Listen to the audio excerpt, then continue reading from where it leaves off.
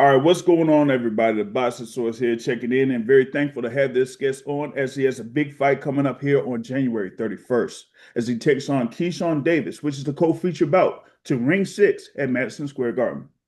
He has a record of 20 wins, 2 losses, and 1 draw, with 10 wins by way of knockout. Hailing from Worcester, Massachusetts, it's the technician, Jamaine Ortiz. What's going on? What's going on, man? I'm good. How you doing? All good, man. All good. Looking forward to this big matchup here coming up here for Ring 6, man.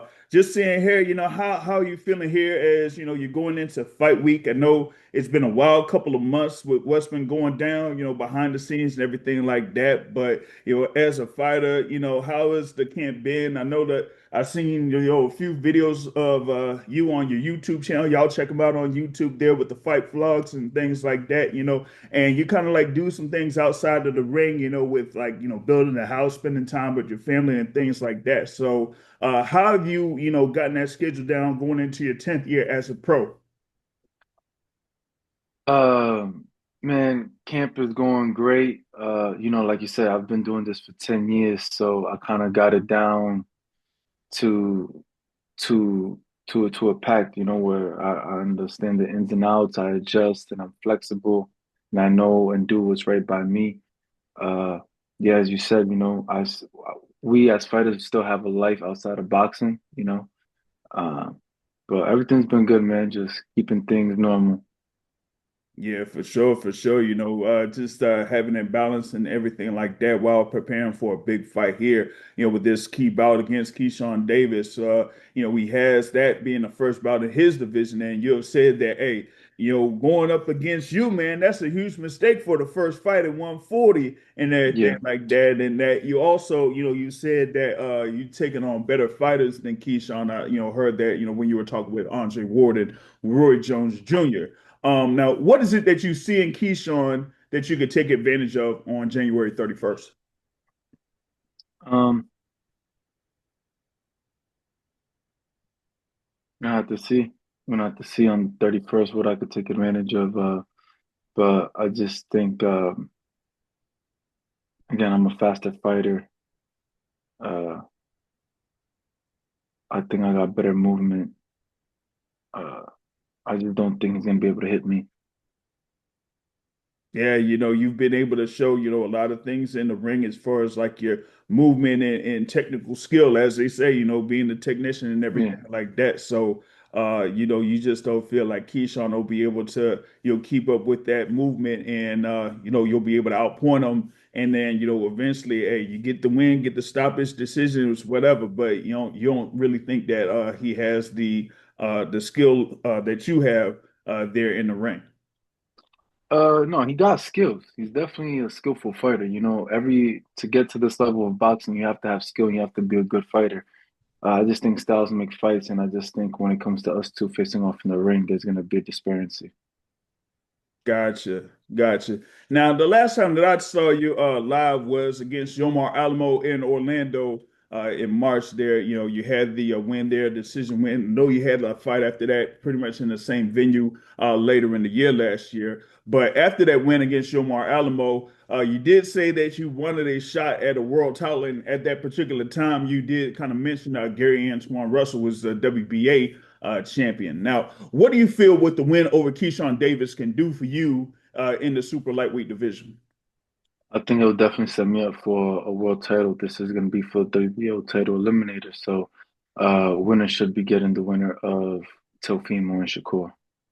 Word, gotcha, gotcha. Now I'm gonna, get to that here in a little bit. But one things that I've seen in previous conversations that I've heard from Keyshawn Davis is that he kind of like is really confident in this battle. That he said that he's gonna stop you, and that quote when they were mentioning like what you were talking about, he said, "quote Your words don't match what you do in the ring."